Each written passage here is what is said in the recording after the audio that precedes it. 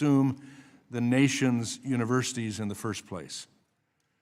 The committee will be examining several factors that incite anti-Semitism on college campuses. First, we'll examine faculty and student groups. We've long expressed concern about the group Students for Justice in Palestine, but after October 7th, chapters of the faculty variant of this group, Faculty and Staff for Justice in Palestine, proliferated at universities across the United States.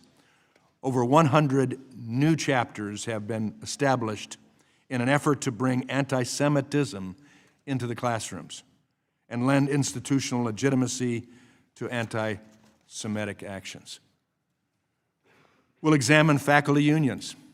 Secondly, faculty unions have played a critical role fomenting anti-Semitism at universities under the guise of labor rights. As we'll see today, unions across the country encourage anti-Semitic activism through protests, demands, and workshops. Third, we'll look at Middle East Studies centers. Many such centers have become beachheads for faculty with extremist ties who seek to demonize Israel and the United States.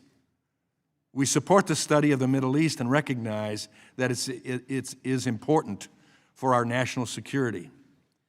But we do not support promoting anti-Semitism and Islamism, a radical political ideology. Fourth, we'll examine foreign funding. Foreign funding can influence research priorities, faculty appointments, public statements, and events on campus. This is especially the case for U.S. universities with a separate campus abroad. We need greater transparency into foreign funding when it comes to higher education. The Deterrent Act, passed on a bipartisan basis through this committee and the House earlier this Congress, would achieve that goal. Finally, and more broadly, we'll be examining the diversity, equity, and inclusion policies universities use. The DEI ideology embraced by so many university bureaucrats categorizes Jews as white oppressors and therefore excuses or even justifies anti-Semitic harassment. The violence, fear, and alienation felt by Jewish students is at its core a result of administrators and their staff lacking the moral clarity to condemn and punish anti-Semitism that is creating a hostile environment for Jewish students on America's campuses. We've seen that in evidence at past hearings, sadly, to a great degree. Speech that is protected by the First Amendment can still contribute to a hostile environment, and universities are obligated to do something about it. Universities can choose to hire anti-Semitic faculty, welcome students with a history of anti-Semitism, accept certain foreign funding, and let the behavior of anti-Semitic unions go unchecked. But we will see today they do so at their own risk. While I appreciated our discussions with the presidents and chancellors yesterday in my office, and I sincerely appreciate it, especially in light of the change in schedule that forced your changes in schedule as well. It is time for clear action on your campuses that can be quantified and can be exemplified to the watching world around. With that, I yield to the ranking member, my friend from Virginia, for an opening statement. Thank you, Mr. Chairman, and thank you to our witnesses for being with us today. Let me begin by acknowledging the seriousness of today's hearing topic. Combating anti-Semitism, like all forms of hatred and bigotry, must be a moral and civic priority. But I'd be remiss if I did not point out that this is our 9th hearing on anti-Semitism in 18 months. Also note that since this committee's first anti-Semitism hearing in December 2023, we've not held a single hearing addressing racism, xenophobia, sexism, Islamophobia, or other challenges affecting other student groups on American college campuses. And I've witnessed this committee's silence on the administration's wholesale attack on diversity, equity, and inclusion and accessibility, DEI, initiatives designed to make campuses more welcoming to all groups. And if we're seriously to address anti-Semitism and other forms of hate on college campuses, the process we could best use would be the vigorous enforcement of Title VI of the Civil Rights Act, enforced by the Office of Civil Rights in the Department of Education. Yet this committee majority has said nothing about the wholesale firings attacking the Office of Civil Rights. And while the committee is engaged in holding its ninth hearing on anti-Semitism, critical issues affecting public education in this country and viability of institutions of higher education institutions have been ignored. For example, in the last 6 months, our administration has taken harmful steps in the area of education. Specifically, nearly 50% of the department's workforce have been proposed to be fired, thus threatening the key role the department plays in keeping our nation's schools running and our students access to safe, welcoming environments. And yesterday, the Supreme Court majority green-lighted this fatal blow by permitting the department to proceed with its planned firing of employees responsible for managing student loans, collecting data and student learning trends, and relevant to this hearing, enforcing the civil rights protections of students. And yesterday evening, President Trump announced on a social media platform that based on the Supreme Court decision that Secretary of Education should proceed with the dismantling of the Department of Education. And we're seeing the impact on this action. The department is requiring many of those with student loans to change to another loan program, but those students are unable to do it because of inadequate staff at the Department of Education. That's before more people are being fired. Now, the area this committee has not held a hearing on is the impact of stripping critical federal funding on the integrity of higher education institutions and their contributions to science, medicine, and global competition. This committee has also not examined how the recent enacted reconciliation law, or as Democrats call it, the big ugly bill, will impact student loan borrowers. This law will raise costs for students seeking higher education by forcing student loan borrowers into unaffordable repayment plans, eliminating resources to help struggling borrowers, pushing students into predatory private loan market by eliminating Graduate Plus loans, capping Parent Plus loans, and limiting Pell Grant access. Further, the law exposes students to predatory for-profit institutions by stopping the implementation of the 2023 Borrower Defense Regulation, which provides student loan relief for millions of borrowers defrauded by their schools, or the 2023 Closed School Discharge Regulations, which provides student loan relief for students whose institutions closed before they were able to complete their programs. Also on July 1st, with little warning and no justification, this administration announced it was pausing nearly $7 billion in education programs that the administration initially proposed to eliminate in next year's fiscal 2026 budget. Again, we have had no hearings to examine the effect of the threat of loss of funding on the following programs. On Title IIA programs, supporting effective instruction, grant programs which support professional development and other activities to improve the effectiveness of teachers, school leaders, including reducing class sizes. 3A program, English language acquisition, which supports language instruction to help English language learners become proficient in English. The Student Support Academic Enrichment Grants, Title IVA program, which provide flexible funding for school districts for a wide range of activities, including supporting STEM education, accelerating learning courses, college and career counseling, school-based mental health services, and improving school technology, among others. And another Title IV program, Title IVB, the 21st Community Learning Centers, which support high-quality before and after-school programs focused on providing academic enrichment opportunities for students. The Title IC program, Migrant Education, which supports educational needs of migratory students, including children of migrant and seasonal farm workers, and the adult basic literacy education state grants, including integrated English literacy and civics education state grants, which support adult education and literacy programs to provide basic skills to help prepare adults and out-of-school youth for success in the workforce. All of these programs are at risk of the abrupt loss in funding. In response, a number of the state attorneys general have filed an emergency lawsuit just yesterday. However, cash-strapped school districts, particularly those in low-income and rural areas, cannot afford the delay in funding and will likely be forced to either lay off staff or cut back programs and services.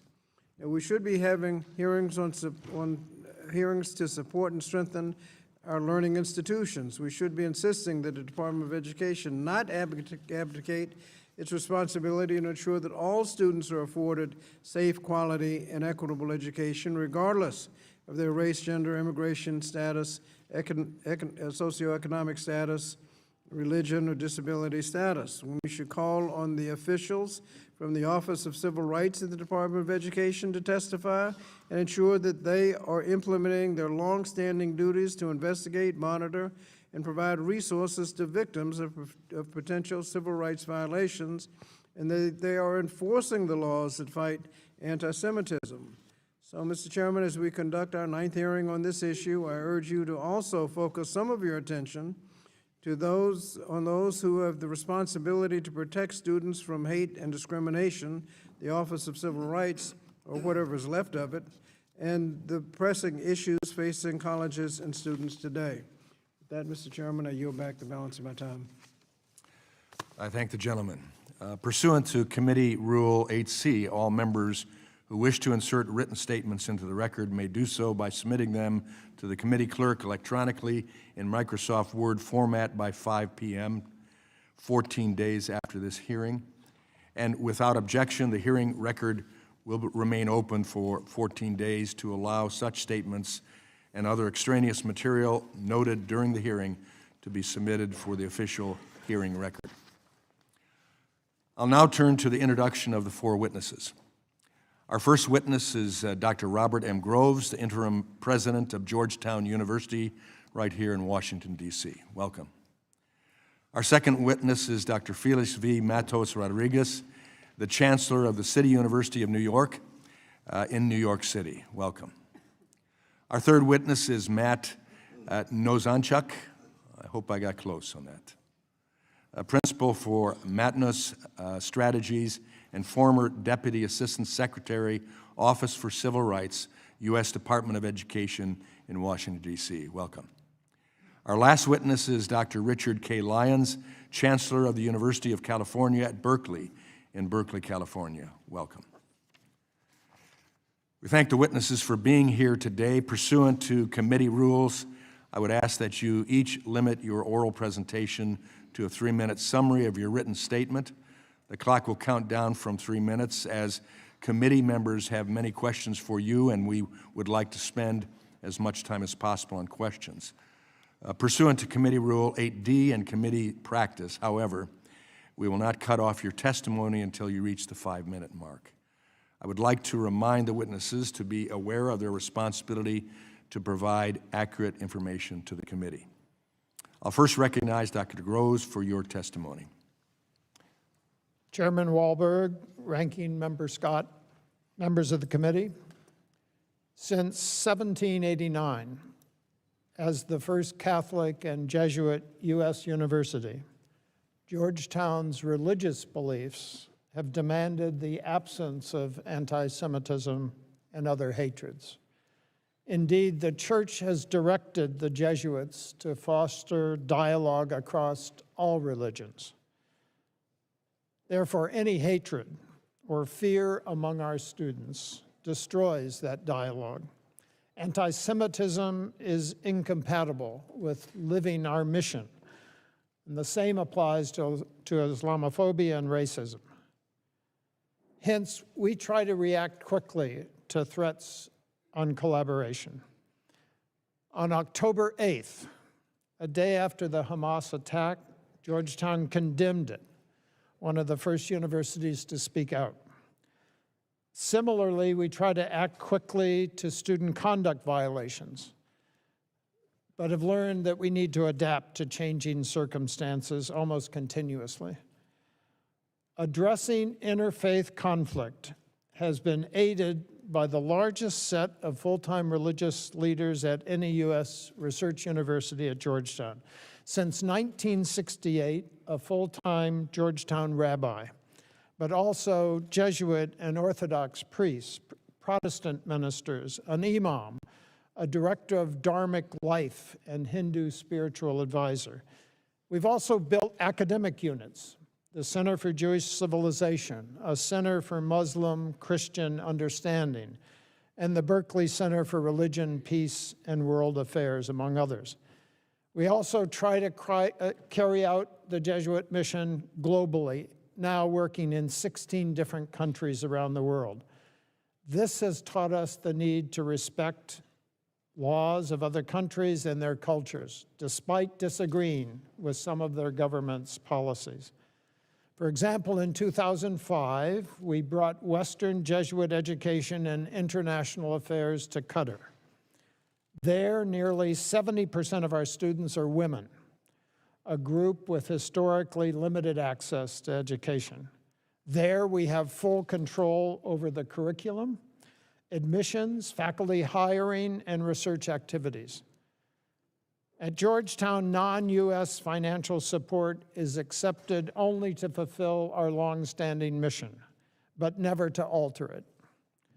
Given our Jesuit values, we expose students to different viewpoints on the Middle East. In addition to speakers on Gaza, we've hosted IDF soldiers, families of Israeli and Palestinians who've lost their lives, families of U.S. hostages in Gaza. Georgetown is not perfect, and as events evolve, we've had to clarify rules of student behavior. But since October 7th, Georgetown has not experienced an encampment, physical violence, cancellation of commencement activities, or city police activities. Thank you, Mr. Chairman. Thank you. I now recognize Dr. Matos Rodriguez for your testimony. Thank you, Chairman Wahlberg, Ranking Member Scott, and members of the committee. Thank you for the opportunity to testify at this important hearing. I am Felix Matos Rodriguez, and it's a privilege to serve as the Chancellor of the City University of New York and to represent our institution here today. This committee has highlighted the alarming rise in anti-Semitism on university campuses. Our university has not been immune, but let me be clear. Anti-Semitism has no place at CUNY. I share your commitment to identifying and addressing the underlying factors instigating anti-Semitism on campuses. In fact, I have confronted anti-Semitism since the moment I became Chancellor in 2019. CUNY is a unique institution. We are the nation's largest urban public university. We are comprised of 26 campuses spread across New York City's 5 boroughs. We serve nearly 200,040 degree-seeking students and employ 40,000 people. Each of our campuses has its own president and administration, and as Chancellor, I oversee the university's operations and policies to advance our mission of providing accessible, high-quality education. Our annual in-state tuition, which is under $5,000 for community colleges and under $7,000 for senior colleges, remains among the most affordable in the nation. Due to our focus on affordability, educational quality, and meaningful job opportunities for our students, we have been recognized as a powerful engine of social mobility. We are proud that we propel more students into the middle class than all Ivy League schools combined. The size and scope of our community also comes with challenges, and we confront this head-on, including the unacceptable rise in anti-Semitism. Those challenges only grew more pronounced after the horrific terrorist attack on Israel on October 7th of 2023. And although our response has not always been perfect, our commitment to this important work has never wavered. Our commitment to the safety of the members of our Jewish community and to our entire community is non-negotiable. I have been committing to forging deep ties with Jewish organizations on our campuses and have invested nearly $2 million to educate our community to combat hate and anti-Semitism. I have created a center to centralize and improve CUNY's anti-discrimination policies, made Title VI training mandatory, and launched our Constructive Dialogue Initiative, which is designed to help foster mutual understanding and combat hate. And I have made the safety of our Jewish students a top priority. I would like to highlight one example that I think encapsulates the challenges that we face and how we have learned from them. In the spring of 2024, an encampment disrupted City College campus during our spring break. In response, I secured emergency funding for increased security personnel. We ended the encampment with the help of the New York City Police Department, but not before damage was done to campus property. We learned from that experience, and we now have a zero-tolerance policy against encampments. We've also hired more than 150 full-time security employees and contracted with an additional 250 security personnel. Our approach has shown results. This past spring, we applied our zero-tolerance policy and worked with CUNY Public Safety to prevent an encampment at City College. Our student safety is and must remain a top priority, and we're committed to constant vigilance against anti-Semitism. Although I am proud of the progress that we have made, I know that we must never rest until every student on our campus is safe, feels safe, and can fully participate in student life. I hope to discuss in greater detail today during today's hearing the many efforts we've undertaken to combat anti-Semitism on our campuses and address its root causes. Thank you, and I look forward to your questions. Thank you. I recognize Mr. Nozanchuk. Nozanchuk. Simple to say it that way for your testimony. Good morning, Chairman Wahlberg and Ranking Member Scott. My name is Matt Nozanchuk. I'm a civil rights lawyer with a track record of fighting anti-Semitism in the Obama White House, at the Justice Department Civil Rights Division, and as a former Deputy Assistant Secretary in the Department of Education's Office for Civil Rights. I bring three key messages today. First, anti-Semitism in America and on campuses is real. Responding to it demands actions that are tailored to universities, properly implemented, and adequately resourced. Second, this administration's approach is contradictory and counterproductive. It includes the broad anti-democratic crackdown on foreign students, slashing funds for universities, disregarding the Title VI process, and gutting the office mandated to enforce the law while claiming to champion the fight against anti-Semitism.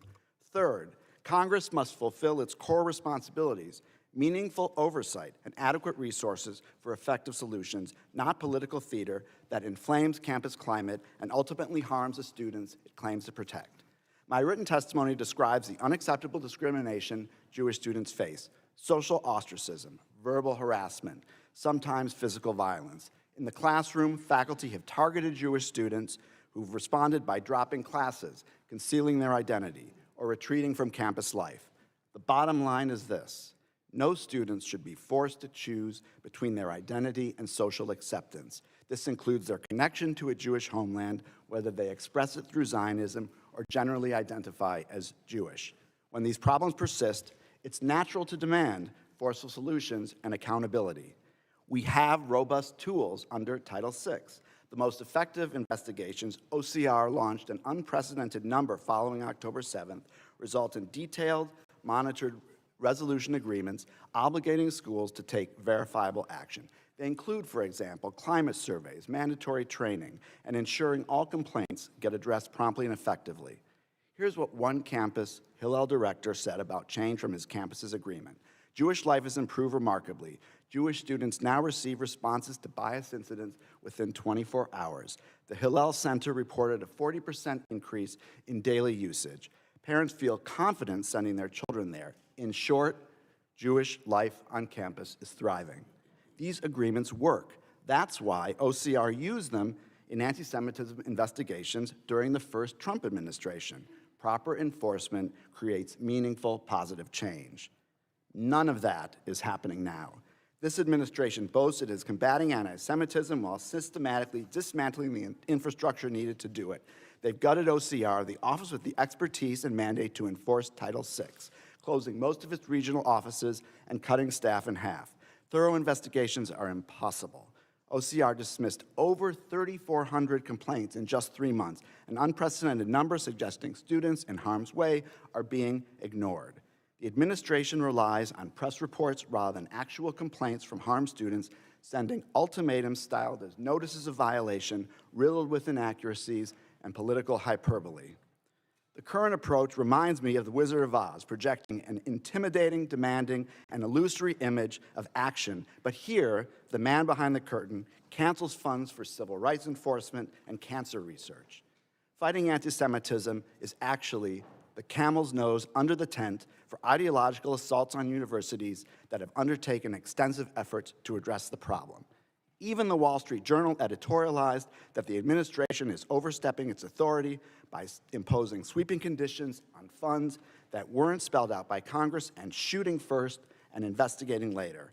An administration committed to strengthening enforcement against anti-Semitism invests in responsible offices and critical personnel. It doesn't shutter agencies and fire staff. Many leading Jewish community voices and a majority of American Jews reject the false choice between confronting anti-Semitism and upholding democracy. Our safety as Jews has always been tied to the rule of law and protection of rights for all. Anti-democratic actions taken in our name don't make Jews safer, they make us targets. Harming universities makes everyone less safe, including Jews. Congress has a choice: continue down this destructive path, gutting enforcement capacity Congress created and funded, or return to evidence-based solutions. Restore regional offices and OCR funding to at least $200 million. Rehire experienced staff who know how to investigate cases. Every day we delay, Jewish students hurt unnecessarily, but every day offers an opportunity to choose effective action over ideological assaults. Support, don't weaken the institutions charged with protecting students. Thank you. I look forward to taking your questions. Thank you. I recognize now Dr. Lyons for your testimony. Good morning, Chairman Wahlberg, Ranking Member Scott, and members of the committee. I'm Rich Lyons, and I just finished my first year as Chancellor of UC Berkeley. Thank you for inviting me to discuss Berkeley's efforts to combat anti-Semitism and support our Jewish community. Berkeley unequivocally condemns anti-Semitism. Our commitment to our Jewish students, colleagues, and community is unwavering. Since well before the horrific terrorist attacks of October 7th, Berkeley has been partnering with our Jewish community to combat anti-Semitism and foster a vibrant Jewish life. I am the first to say we have more work to do. Berkeley, like our nation, has not been immune to the disturbing rise in anti-Semitism. And as a public university, we have a solemn obligation to protect our community from discrimination and harassment while also upholding the First Amendment right to free speech. After a year as Chancellor, I can confidently say that Berkeley is committed to meeting this challenge. We have adopted new initiatives these are designed to curb anti-Semitism by confronting the rise in hate directly. I work in close collaboration with my Chancellor's Advisory Committee on Jewish Life, with the Berkeley Center for Jewish Studies, and our pioneering anti-Semitism education initiative. These programs help us recognize and confront anti-Semitism, support the Jewish community, and navigate the complexity of lawful protest versus harassment. We recently instituted new anti-Semitism training for all incoming students. And we continue to invest in new security and safety measures to strengthen compliance with campus rules. These are just some of our new initiatives. We continue to work with our Jewish community to respond to the ignorance at the heart of this deplorable hatred. I'm proud of Berkeley's long history and vital contributions to our nation's success. Our mission requires that we strive for a campus where all people feel safe and respected. That same mission enables our research to advance the health and well-being and security of the American people. That mission allows Berkeley to lift more students further up the economic ladder than any other university. Our undergraduates create more funded new businesses than any other university in this country. As a public institution, Berkeley has a solemn obligation to protect the quintessential American value of free speech. This obligation does not prevent us, let me repeat, does not prevent us from confronting harassment and discrimination in all its forms, including anti-Semitism. I look forward to answering any questions you may have. Thank you. Thank you to each of our witnesses. Under Committee Rule 9, we will now question witnesses under the 5-minute rule. I'll recognize myself for 5 minutes. Let me ask the college and university leaders this first question. I'd like you to define Semitism, or define anti-Semitism as understood by, in your case, Dr. Groves, Georgetown University in all its campuses. Thank you. We define anti-Semitism as hatred of the Jewish people and all of the behaviors that might be connected with such hatred. Thank you. Dr. Matos Rodriguez. Yes, thank you. What is CUNY's definition?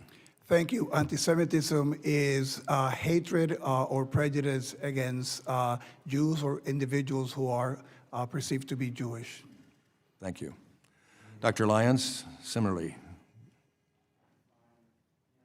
Your microphone.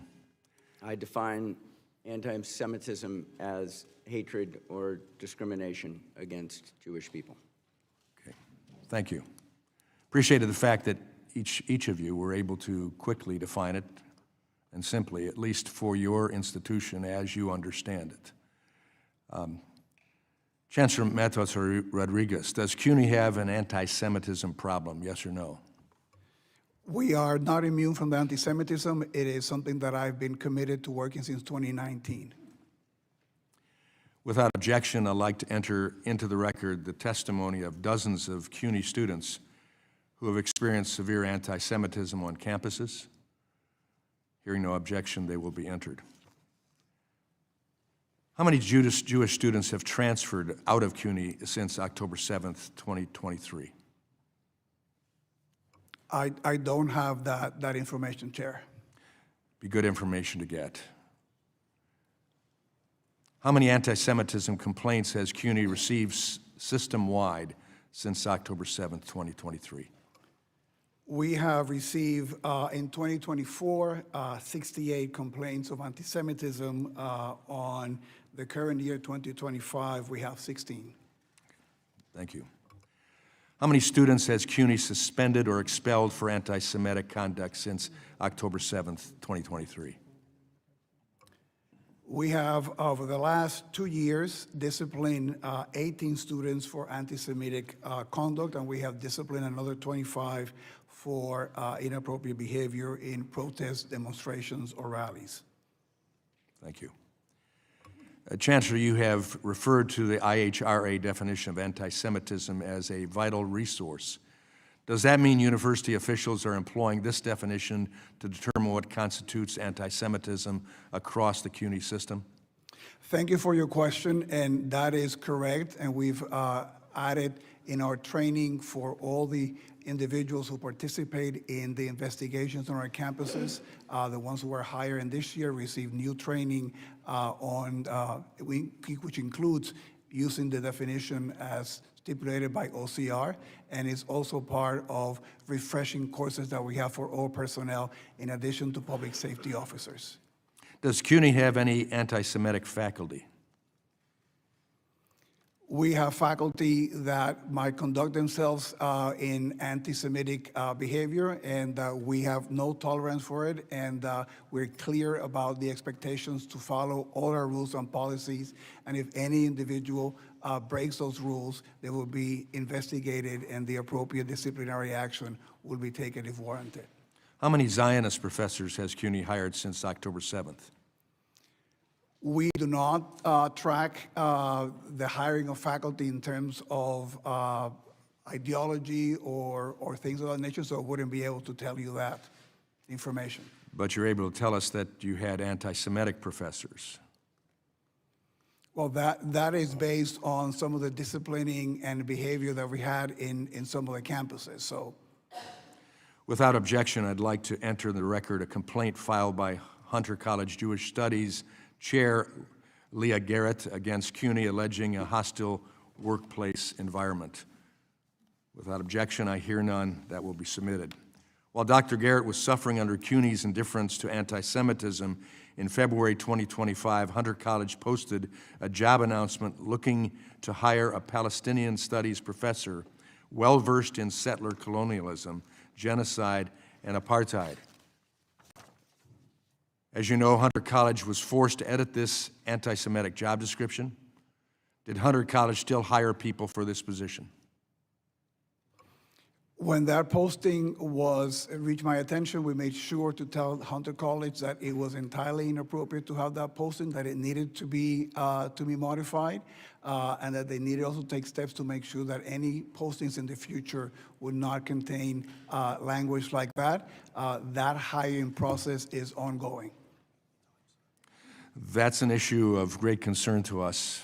We continue to hear rhetoric denouncing settler colonialism and Israeli genocide contribute to anti-Semitism in the college and CUNY. Specifically, my time has expired, and now I recognize the gentlelady from Oregon, Ms. Bonamici. Thank you, Mr. Chairman. Thank you, Ranking Member, and thank you to the witnesses.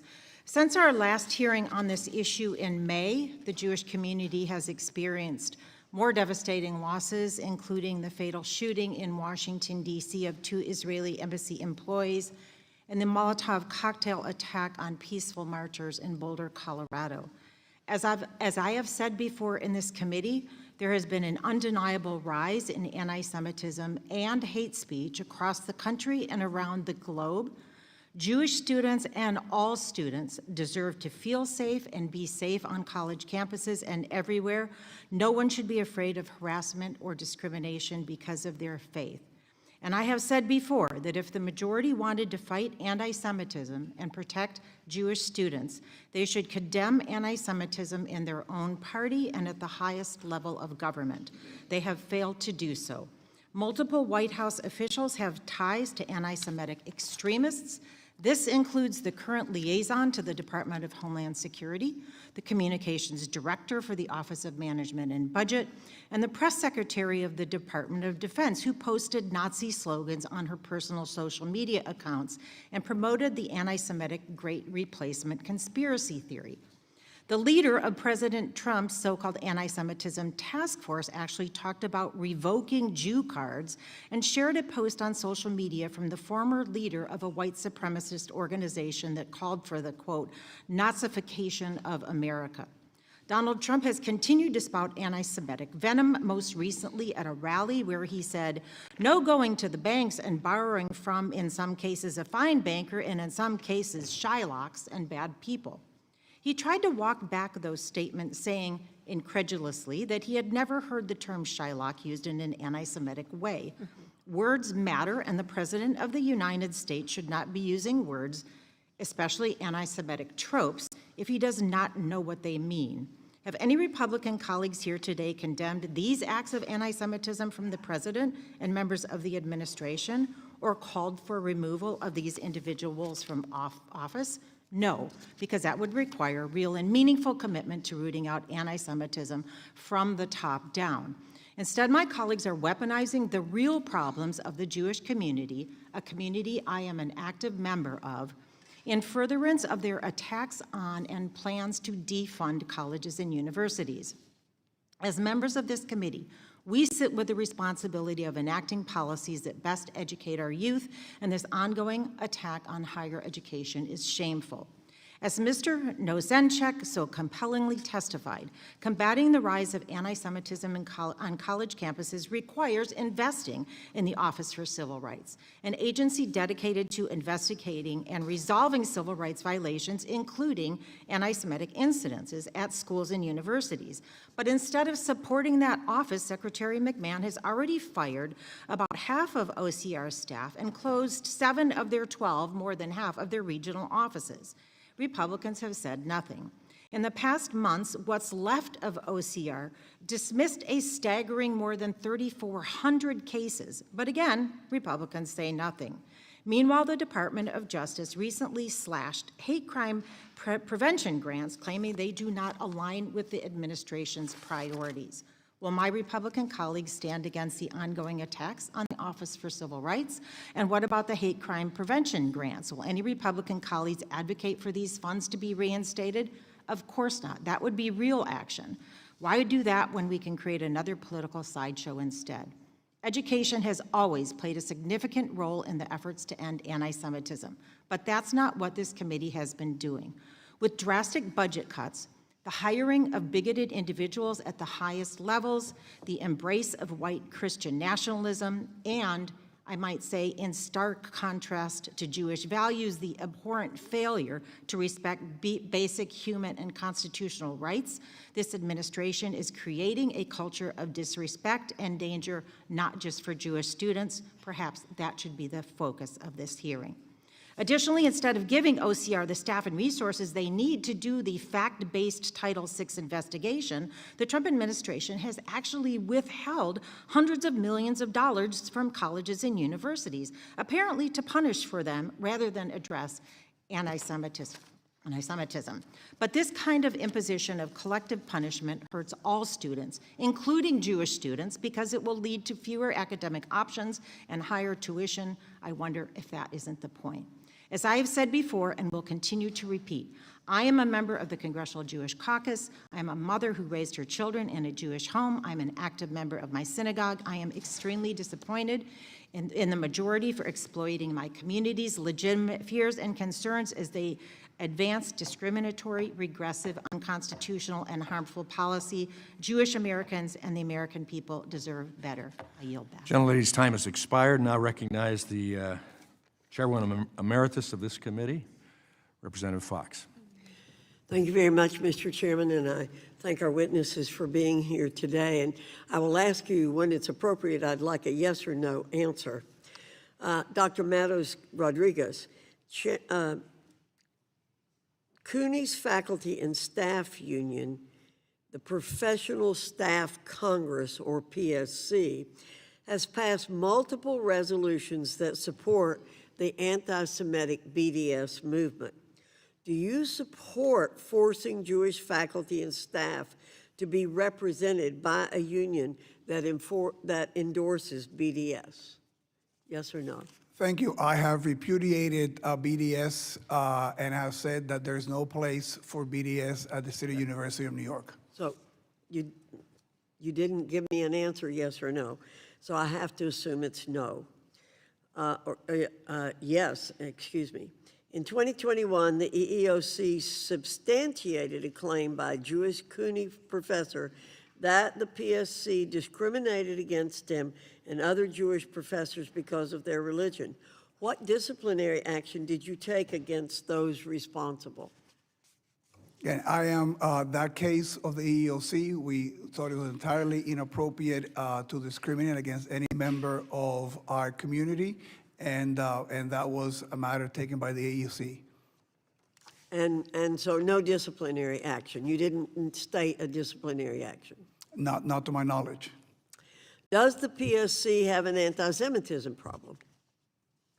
Yes or no? The PSC does not speak for the City University of New York. We've been clear on our commitment against anti-Semitism and against BDS.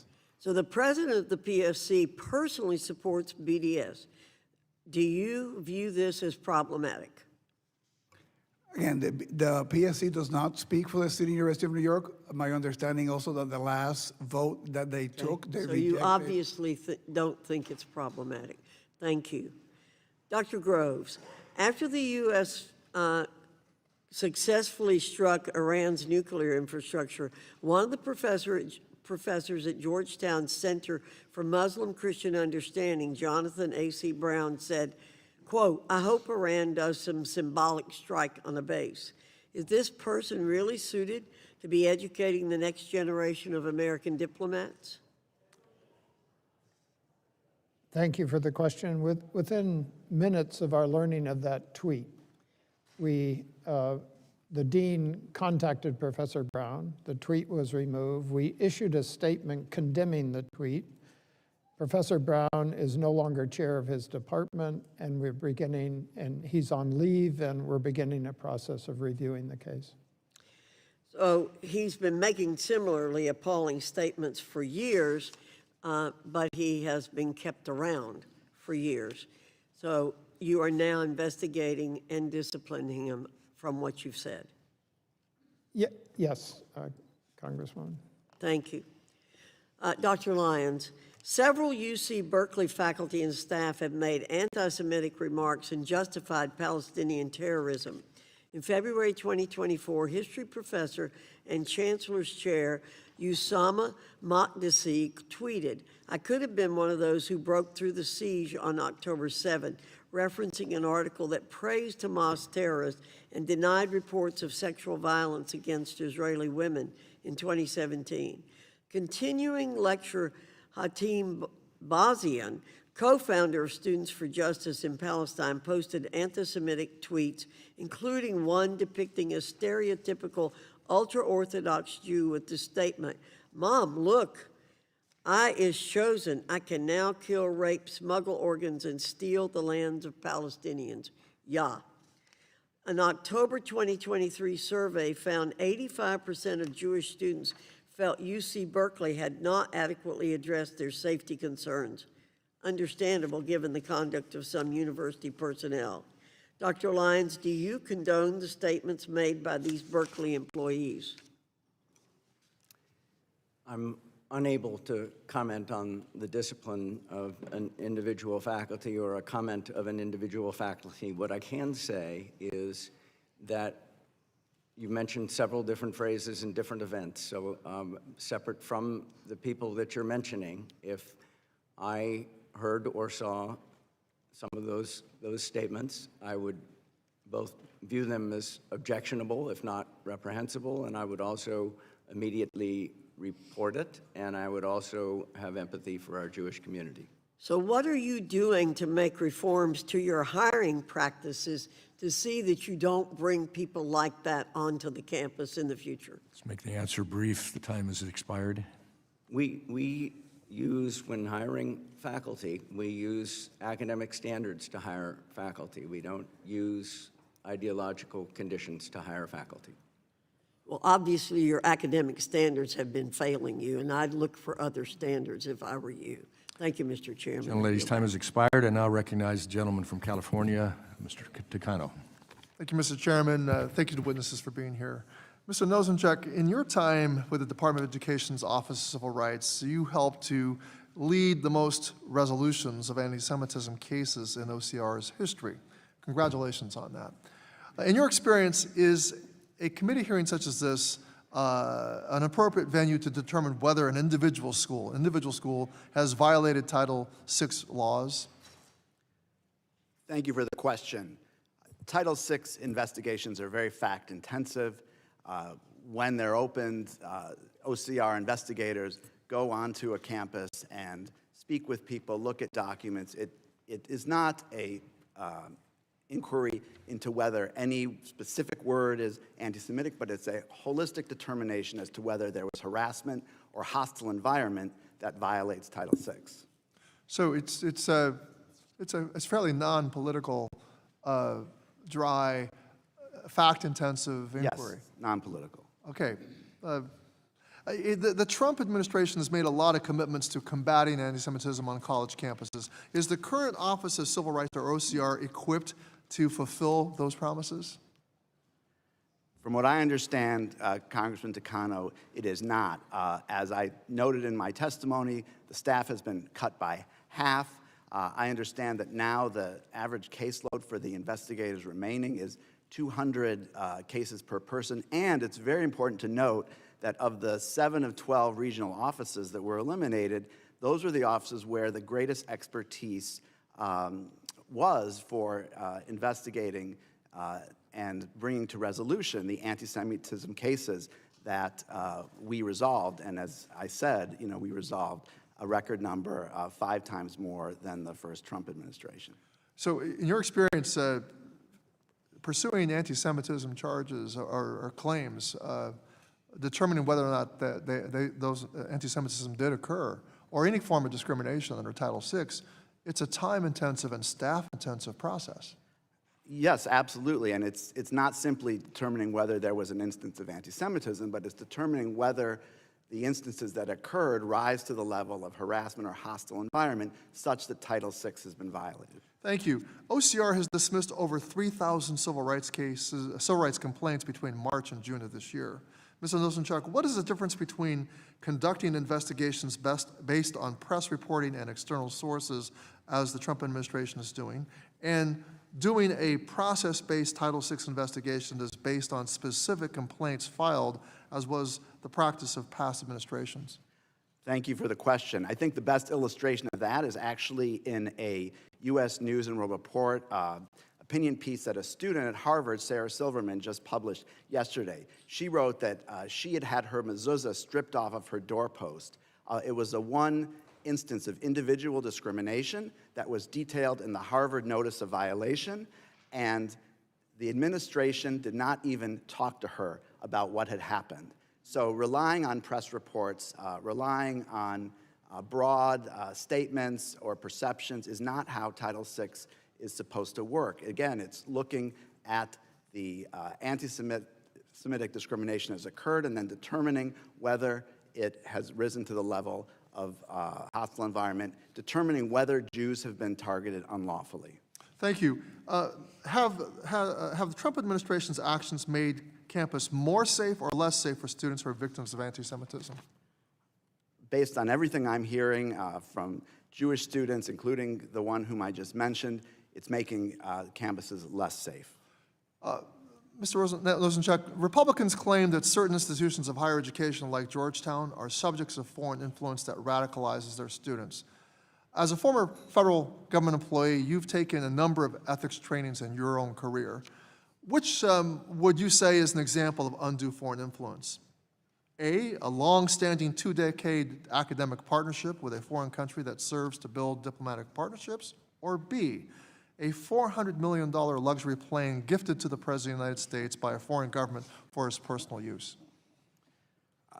Thank you for the question, Congressman. I would say there are rules for transparency and reporting that pertain to funding from foreign governments to universities, and those, I believe, need to be followed. Thank you. Well, the majority uses hearings like this one to rail against foreign influence while their own administration routinely violates clear ethics boundaries with foreign governments. They have turned this hearing room into a kangaroo court where they spend our time litigating a predetermined outcome to do nothing, actually to help Jewish students, just make public theater out of legitimate pain.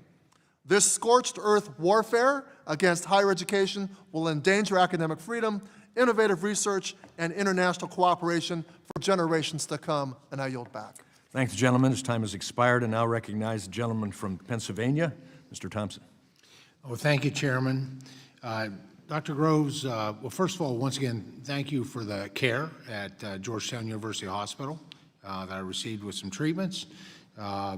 Just very impressed there. Dr. Groves, recently something did come to my attention, and I want to see if you're aware of it. Are you aware that in 2024, flyers designed to mimic eviction notices were placed on Jewish students' dormitory doors on your campus, falsely accusing Israel of genocide and ethnic cleansing? I am aware of that. This was during move-in weekend for our new students. We acted on that immediately, removed the eviction notices with a assembly of staff around, identified the perpetrator of this, and discipline was done for him. Very good. So obviously this violates the Georgetown policy. This was abhorrent. And for the students who saw this and were hurt by this, we apologize as a university. This is intolerable at Georgetown. We cannot have this sort of behavior. Well, thank you for taking that action, and thank you for taking the disciplinary action. Incredibly important. Dr. Groves, does Georgetown employ any anti-Semitic faculty members or fellows? We have faculty that have the range of opinions on every issue facing humankind. We police carefully the behavior of our faculty in the classroom and their research activities. They are free, as all residents of the United States, to have speech in the public domain. And yeah, I wanted to point out one in particular, one to start with anyone. Imad Shaheen, a senior fellow at Georgetown Center for Muslim Christian Understanding, which I find interesting, Muslim Christian Understanding, and he applauded the terrorist attack on October 7th, stating it would, quote, bring about this change that we long for. Does Shaheen's description of the October 7th terrorist attack, the quote, change that we long for, end quote, violate your university's harassment and discrimination policies? That was an abhorrent tweet that was sent out. That is not the Georgetown policy. What we do in cases like that is to assure that the student welfare and the welfare of the GU community is protected through events like that. So the protection, did that include disciplinary action or an investigation into Imad Shaheen for his statement? We have, I can't cite that particular case, but I can assure you, Congressman, that we have dismissed faculty for anti-Semitic behavior on social media in the classroom, and also dismissed staff for the same behavior. Well, there's another one in a social media post. The associate director of the Bridge Initiative of Georgetown, Mubashra Tazamal, reposted a statement that said, Israel has been recreating Auschwitz in Gaza for 2 years. Do you believe it's appropriate for a Georgetown-affiliated scholar to publicly endorse a statement comparing Israel actions in Gaza to the evil of Auschwitz? No, I reject those kinds of statements. That's not the policy of Georgetown, and I want everyone to know that to the extent that hurt Jewish students, Jewish faculty, Jewish staff at Georgetown, I apologize for that. But that's behavior covered under the First Amendment on social media that we don't intervene on. What we do intervene on quickly is behavior that affects our students in the classroom and research-related activities that involve students. So there's, so this individual didn't face any disciplinary action or consequences? Not to my knowledge. Yeah, in a director position, no less. Dr. Rose, what message do you think the university's inaction sends to Jewish students on your campus? You know, we have a variety of ways to stay in touch with our Jewish community. Our Jewish Life office is a wonderful resource. We meet with our rabbi. We meet with Jewish students. We meet with Jewish faculty to keep a sense of the pulse of the culture. Dr. Rose, I appreciate it. My time is almost gone. If I may, just one more question. When hiring faculty, does Georgetown currently have a vetting process that includes screening for anti-Semitic content and a candidate's public record? Not at this time, Congressman. Thank you. Thank the gentleman. Time has expired, and now recognize the gentlelady from North Carolina, Ms. Adams. Thank you, Mr. Chairman, and thank you to the witnesses for being here today. Let me start with something that shouldn't need to be said, but it must be said clearly. Anti-Semitism is real, it's rising, and it has no place on our campuses. We have a responsibility to make sure that every student, Jewish, Muslim, Black, brown, or otherwise, feels safe and respected where they live and where they learn. And that means calling out hate when we see it. It also means upholding the civil rights protections that have long protected our students from discrimination. Now, I spent over 40 years as a professor, and what I know is this. Classrooms are where we ask questions, where we challenge each other, and yes, sometimes where we disagree. But I'm concerned about what I see happening here. Because instead of solving a problem, we're watching some try to use anti-Semitism as a reason to go after higher education. I've heard it in this committee that DEI is to blame, that foreign scholars are a threat, that faculty ought to be punished for their views. But I'll tell you, we don't need political scorecards. We need real solutions, and that means following the law. It means fully funding the Office of Civil Rights, not hollowing it out.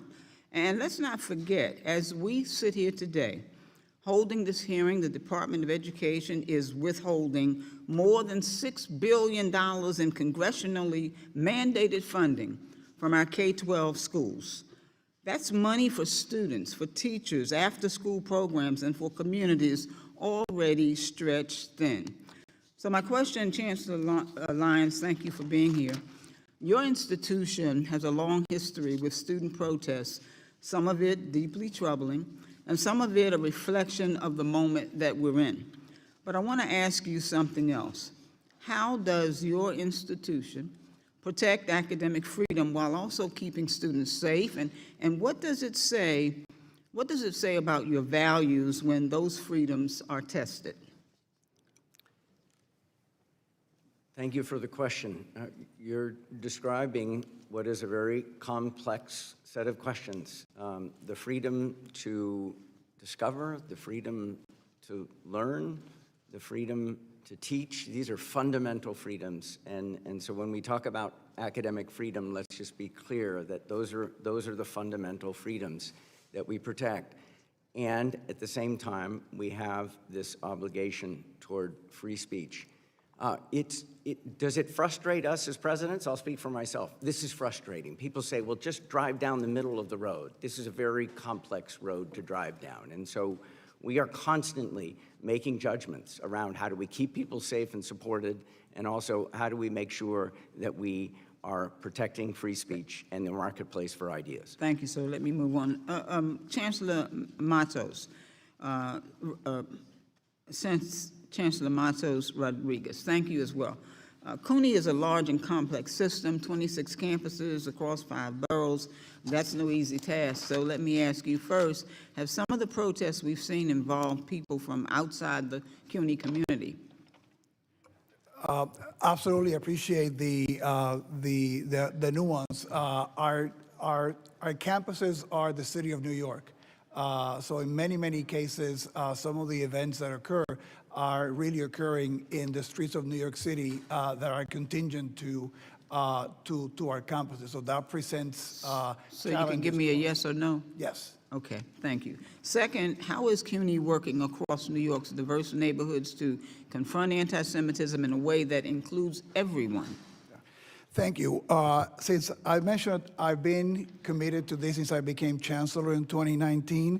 I had learned as president of Queens College that you needed to bring people together. We had at Queens College the largest Muslim and Jewish populations of our campuses at CUNY, and I learned the value of bringing people together.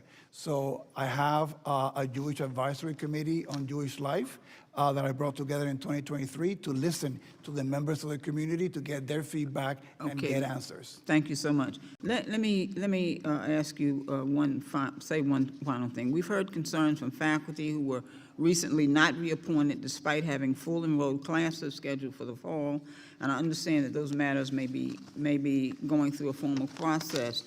I know you may not be able to speak to individual cases, but as a former professor myself and a department chair, somebody who believes deeply in transparency and fairness, I want to ask you, would you be willing to follow up with my office and provide more information on the policies and procedures that guide faculty appointments and reappointments at CUNY? I appreciate the question. We're here to answer all the questions and cooperate fully with the committee. Okay, thank you, sir. I think my time is up, Mr. Chairman. I yield back. I thank the gentlelady. Now I recognize the gentlelady from New York, Ms. Stefanik. Thank you. I want to begin by discussing the heinous scourge of anti-Semitism on your watch as Chancellor at CUNY. You are aware at Baruch, Jewish freshmen were welcomed with heinous anti-Semitic taunts about the hostages killed by Hamas. Quote, "Where's Hirsch, you ugly expletive, expletive? Go bring them home," end quote. Quote, "You ain't going home tonight. Go back to Brooklyn. All Zionists are terrorists," end quote. Are you aware of those anti-Semitic harassment slurs? Those are deplorable statements, and if they were associated with the event at Baruch, an investigation was done and students were disciplined. And was there, students were disciplined in both of those cases? At Hunter, Jewish students were forced to enter the main university building under a swastika for hours. Is that correct? My understanding of that is that the swastika was placed outside, and we have a custom of erasing all such deplorable symbols. In that particular case, there was a delay because it had to be referred to the NYPD for the anti-hate investigation. Let me remind you of this particular case because that's not according to your own staff. In fact, the Hunter College Director of Jewish Studies emailed university leadership requesting that the swastika be taken down. And instead, this was the response for everyone to see. Apologies, but it is not that simple. Is that the position of CUNY? It is entirely unacceptable that. And was this administrator disciplined who emailed? Again, in that particular case, we were working with the New No, York City Police was this Department. administrator disciplined for sending this response? Any case that we have will investigate, and the appropriate action will be taken. So what was the appropriate action taken against this administrator in this case? In this case, as I mentioned to you, we are working with the New York City Police Department. So no disciplinary action has been taken by CUNY? Is that Again, correct? we will investigate any action. So an anti-action. investigation, but no actual action, like so many of these failed university presidents. But it's not just this case. You talked about how you focused on this since 2019. But let me remind you, in 2021, you hired Abdi Allah as CUNY's Chief Diversity Officer, and this role includes overseeing anti-Semitism complaints and initiatives. Were you aware at that time that this senior administrator you hired was previously employed Chairman, I by have a CARE, parliamentary inquiry. the Council on American Islamic Relations? Gentlelady will suspend. My time, can what you is hold the the- time? It was We'll hold it- 2:25. We'll hold the time. Does the committee have a policy on publicizing people's personal emails? This is a university administrator's email. Email addresses? No, we don't have a policy, I'm told, on that. And again, this is at the university. This is a university email, a public university in the state of New York. Following up at 2:25, which my time is, I'm referencing the CUNY Chief Diversity Officer, who you hired in 2021. They were previously employed by CARE, the Council on American Islamic Relations. Is that correct? So she was hired to be the Chief Diversity Officer at the central office with no responsibility over cases that have to deal with students or faculty. But yet, you were aware that she was previously employed by CARE, Again, I was not directly responsible for that. even though she was the Senior Chief Diversity Officer? As I mentioned to you, I was not directly responsible for that hire. So is it okay, from your perspective, obviously it is, to have a former employee of CARE? Let me remind you, CARE was a co-conspirator in a terrorist financing case and has ties to Hamas, a designated terrorist organization. Is she currently still employed by CUNY? She is. There you go. So no action, just words here today. Even further, and by the way, her salary is paid for by the New York taxpayers, correct? We have the expectations of total professionalism and compliance with all the rules and policies of CUNY, any employee that breaks our policies or our rules will be investigated. But it obviously Action doesn't will be break taken. CUNY's rules to have a senior employee who was previously employed by a terrorist-affiliated organization. That is unacceptable to New York taxpayers. It is unacceptable to American taxpayers. But it's not just that. Are you familiar with CUNY Clear? This is the clinical arm of CUNY School of Law. CUNY Clear, I'm not familiar with them. Well, I will remind you, the CUNY Clear founder and professor is the head of Mahmoud Khalil's Legal Defense Fund. Are you aware of that? No. Does it concern you that New York taxpayers are paying the salary for the legal defense fund of Mahmoud Khalil? And I'll remind you who Mahmoud Khalil is. This is the chief pro-Hamas agitator that led to the anti-Semitic encampments at Columbia, the rioting and violent takeover of Hamilton Hall, the harassment and physical assault of Jewish students. And we do not condone any kind of anti-Semitism. But you in our allow campuses. the head of the clinical legal organization and a professor to be the chief legal aide to Mahmoud Khalil and do his legal defense fund. Those decisions are made in the clinics, are made in the individual campuses. It goes up to you. You are the chancellor. Those decisions are made at So you the take no individual responsibility. campuses. I take responsibility for any behavior of our faculty. So and is this staff that acceptable? Is this anti-Semitic. acceptable? Any behavior that is anti-Semitic Is and this is in violation acceptable of our that the rules. legal defense fund for Mahmoud Khalil is the head of CUNY Clear? That's acceptable under your watch. We do have no tolerance for anti-Semitism on our campuses, and we've been very So will clear. this person be fired? Anybody that breaks our rules and our policies, there'll be an investigation, we'll investigate, and if there's any disciplinary action to be taken, we'll take it.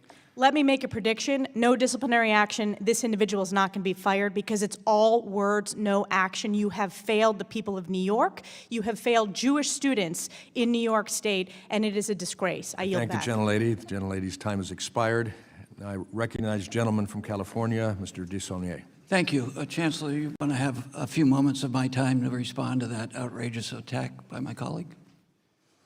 Again, thank you for the opportunity. I just want to make clear that the rules of the City University of New York apply to all our students, faculty, and staff.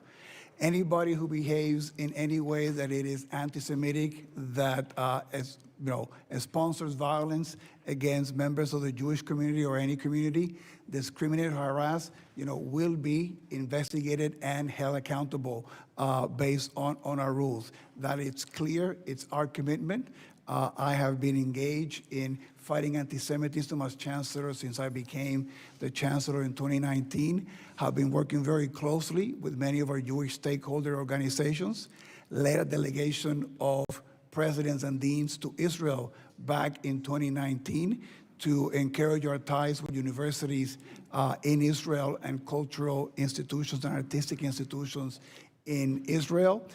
We have made very clear our time and place and manner policies on our campuses to make sure that individuals can exercise their right. Thank you, Chancellor. Appreciate it. I want to save a little bit of my time, but I appreciate it. Mr. Chairman, I ask unanimous consent to enter into the record a letter from Jewish faculty at the University of California supporting the actions of the administration against anti-Semitism. Without objection and hearing none, it will be entered. Thank you. I want to thank all the witnesses here. Dr. Rose, I want to start with you as a proud alumni of a Jesuit education where they taught us to service to others and lifelong learning. So thank you for your presentation. And you have an example of that Jesuit education with former member Moran, who's a proud graduate like myself of the College of the Holy Cross sitting behind you. Chancellor Lyons, it's always delightful to see you. I don't have the honor of representing the campus itself, but I like to say that I can look down on your campus from Grizzly Peak on my side of the district. I want to, first of all, mention that you are from the Haas School of Business, one of the best business schools in the country, hardly a hotbed of anything but excellence. So you as the dean of that school, it's sort of the stereotypes that we get into. It's a very big school with a lot of great programs. It's also can be proud of the fact that out of the University of California, Berkeley, there have been 59 Nobel laureates, between alumni and faculty. I would also add, as a friend of the current rugby coach, it's also the home of 29 rugby championships. But could you talk about some of the things you've already mentioned that you've done, elaborate to any degree you'd like, about your involvement and your predecessors in trying to balance the First Amendment rights as a public university, the best public university in the country and arguably the best in the world, against hate and violence and anti-Semitism, which is no small feat? Well, thank you. I think a place to start is around what are so-called time, place, and manner rules. We encourage the expression of free speech on the Berkeley campus. That's an important part of a vibrant campus. It's an important part of a vibrant society. At the beginning, so I've been in my role for a year now, and we were very, very clear at the beginning of the year, across the whole UC system, I should say, certainly at Berkeley, tents are not allowed. Tents are not part of an expression of free speech. Were we tested? We were tested. We took them down immediately. There's a gate on the campus called Sather Gate. It's right in the middle.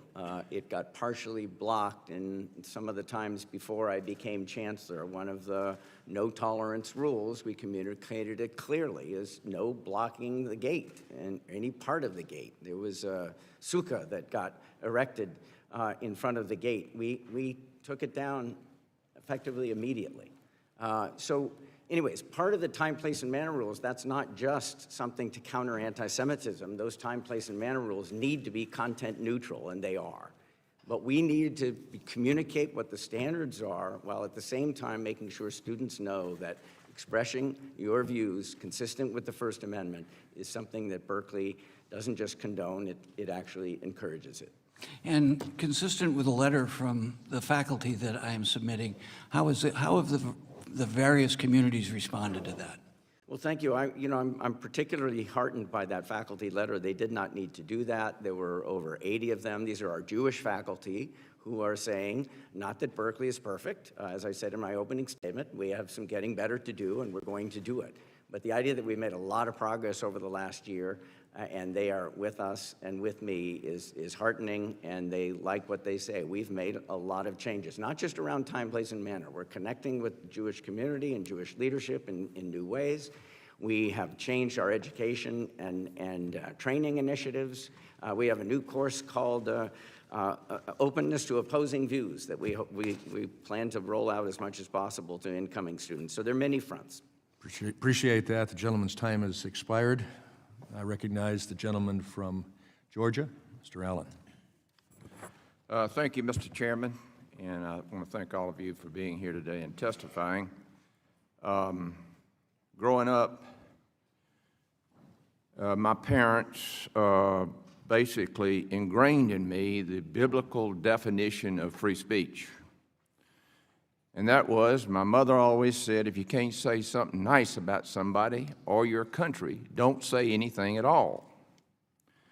AI says, in a biblical context, free speech is not an absolute, unrestricted right. Instead, it is a freedom that comes with responsibilities and limitations. While the Bible emphasizes the importance of speaking truth and building others up, it also highlights the need for restraint, graciousness, and love in communication. Wouldn't this place be a better place if we could all behave like that? Isn't that amazing? So, I got to ask some hard questions. Dr. Groves, are you familiar with Swastika Albanese? Yes, I am. In 2014, Albanese wrote, America and Europe, one of them subjugated by the Jewish lobby and the other by the sense of guilt about the Holocaust. When did Georgetown bring Albanese on as an affiliated scholar? I think she came in 2015 roughly, but she only gave a few lectures. She is not on the payroll of Georgetown and never was, Congressman. Was Georgetown aware of Albanese's anti-Semitic statements at that time? Not to my knowledge. That's the first I've heard of that statement. In the decades since, Albanese has continued to endorse terrorism and spread anti-Semitism. In that time, did Georgetown consider terminating its relationship with Alma Nessa? I don't know the answer to that. Happy to follow up on whether that was a consideration, but she is not at Georgetown. She is not on the payroll, and she's not present on campus. Last week, the Trump administration sanctioned Alma Nessa over her long track record of supporting terrorism and perpetrating anti-Semitism. Is Alma Nessa still an affiliated scholar of Georgetown? She is still listed as an affiliate, but she's not present on campus nor participating in the center. And let me tell you the problem we have here is, like I said, the way I was brought up, you have accountability, okay? In other words, you got to have guardrails. And if you get outside of those guardrails, you do something about it. You don't let this stuff linger on because it just rots. And that's the problem we all, I think, have up here is, for crying out loud, you got to get rid of these people that are perpetrating this hate. A question here, last April, the violent encampment at Columbia filled headlines, City College of New York. This encampment caused $3 million worth of damage. For example, how many CUNY staff, students, staff, and faculty were involved in the encampment? Do we know? So we ended up disciplining 7 individuals in that encampment who ended up breaking into one of the buildings. Well, I mean, were they put in prison? Have they been indicted? Have they gone before a jury of their peers for their crimes? We collaborated with the district attorney in those cases, and there were 7 individuals who were disciplined. I cannot comment on the individual discipline, but what I can tell you also, we have a zero tolerance policy on encampment. Some of the lessons learned in that encampment have guided our work after that, and that we've been successful in making sure that we have had no other encampments in our campuses as a result of that experience. Well, all I can tell you, things have changed a lot since I was in college. Where I went to college, they didn't put up with this stuff. And you knew it, and that's why you stayed within those guardrails. Of course, that's the way it was in high school and middle school as well. How many students have been suspended or expelled this year because of this violence and vandalism? How many students have been expelled? Because of the encampment, right? Mm-hmm. We had 3 students of the 7 that were disciplined as a result of. How about faculty? The encampment. There were 4. When you say discipline, what does that mean? I cannot comment on the individual cases. Discipline goes from reprimands, training, suspension, or termination, and we have terminated individuals on the faculty and staff for violating our policies on anti-Semitism. Well, the great thing about this country is you have the right to prove that you're innocent, but if you're guilty, you know what? You get fired. The gentleman's time has expired. I now recognize the gentleman from New York, Mr. Mannion. Thank you, Mr. Chairman. Thank you to all the witnesses for being here today. The rise in anti-Semitism across the United States is profoundly troubling. We simply must do more to respond to these actions and ensure our Jewish neighbors and communities can live free from harassment, intimidation, and violence. We all must stand together to reject any targeted hatred or bigotry against any group due to their religion, ethnicity, or other demographic. But as we hold this hearing, let's be clear about the problem that we're facing. Anti-Semitism is not limited to just college campuses. It has spread rampantly in our communities, our online platforms, and our politics. Yet the majority of this committee are set on repeatedly singling out higher education and attacking university presidents and labor unions that represent their faculty while refusing to pursue serious, comprehensive solutions. In fact, they've supported this administration's moves to gut the Office of Civil Rights at the Department of Education, cancel grants for hate crime prevention, and openly has embraced individuals with known records of offensive, conspiratorial, hateful rhetoric. I call my colleagues on the other side of the aisle to hold those in their own party accountable and approach this issue in a more thoughtful manner. Chancellor Matos Rodriguez, given the importance of combating anti-Semitism in our state, I'd like to give you an opportunity to elaborate on CUNY's efforts.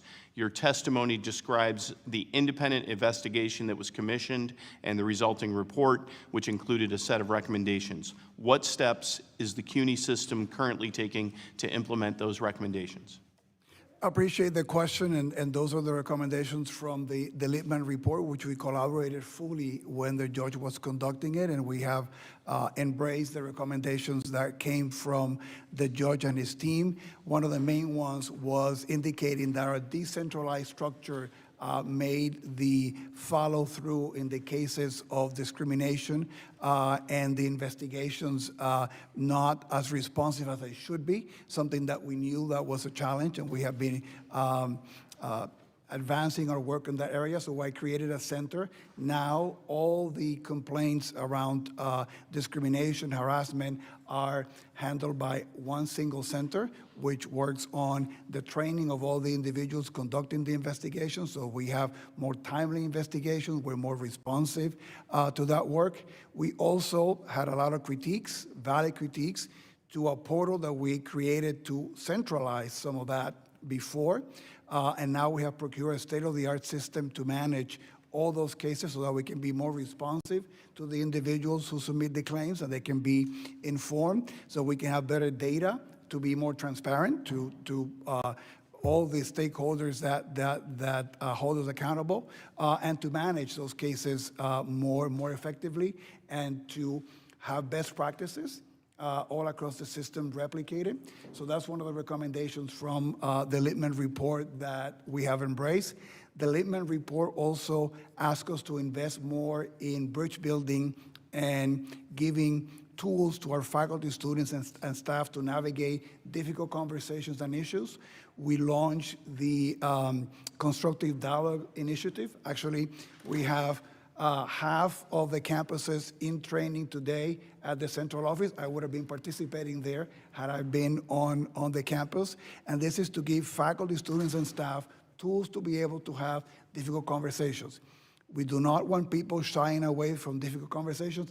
They need to do it civilly, they need to do it respectfully, and they have to do it following the rules. So those are some of the investments that we've made as a result of the judge's recommendations. Yes, and you have communicated the progress in certain ways. Can you elaborate on how you've articulated that progress to students, faculty, and the broader community? So we've been engaged in communicating the work that we have done. I've indicated before that I have a Jewish Advisory Life Committee that has been both a resource to us of listening to what the community thinks we should be doing, but also as a way for us to convey some of the work that we have been doing in this arena.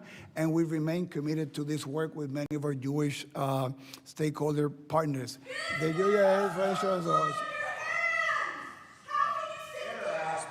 Suspend.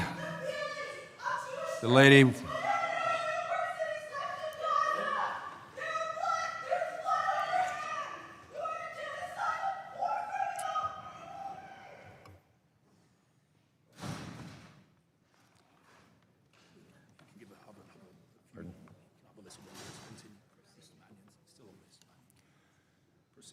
Mr. Mannion, you may proceed. Thank you. Chancellor, go ahead. Thank you. I was going to mention one of the great joys of being the Chancellor of CUNY is that we provide about a third of the new teachers that go to the public schools in New York every year.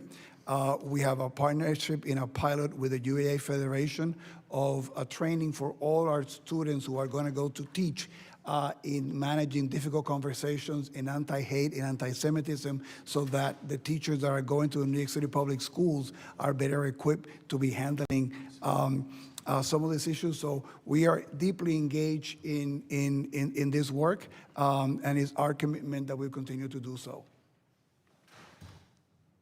Thank you, Chancellor. Thank you, Mr. Chair. Gentleman's time has expired, and I'll recognize the Vice Chairman of this committee, the gentleman from Utah, Mr. Owens. Thank you so much, Mr. Chairman. I would say that, start off, that little outburst we saw a minute ago is exactly why we're having these hearings. The genesis of this anti-Semitism, this hatred that we're seeing across our country is coming from our universities. They come there with their tails wagging, ready to go out and build their dreams. They leave hating our country, hating each other, and anti-Semitism is flourishing because of it. This has been going on way too long, and we're going to have as many hearings as we have to dig this cancer out of our system. Our kids need to be leaving here knowing how to talk to each other, respect each other, and not having that kind of stuff we just had a minute ago. By the way, I don't doubt we might have some more before this is all over with. That's how they think they can get their message through. We're going to have as many oversight meetings we have to eradicate this evil of discrimination that we're seeing on college campuses. We have a dual mission here with this committee, to be the voice of Jewish students who pay good money, $70,000 per year, to be harassed, to be hated, and to be disrespected. The message very simply to college leaders is very simply this: either eradicate this cancer or there will be consequences. This is coming from top down, not bottom up. We're going to make sure we change that. There's been a lot of debate over what constitutes anti-Semitism. I just want to ask real quickly for the leaders here, the college leaders, yes or no? In denying the Jewish people their rights to self-determination, is that anti-Semitism? Yes or no? Start off with. Yes. Yes. Is celebrating violence against Jews with phrases like globalized empata anti-Semitism? Yes or no? As a threat, absolutely, Congressman. And any call to violence against Jewish members of our community is anti-Semitic and against our policies. If it's an incitement to violence, yes, it is. And I agree with your comments. Unfortunately, it's been so normalized, nobody seems to be held accountable for it when this stuff happens, by the way. Just want to make that point. Dr. Groves, are you familiar with Hamad El-Kurd, right? No, I don't know that name. Mohammed El-Kurd? No.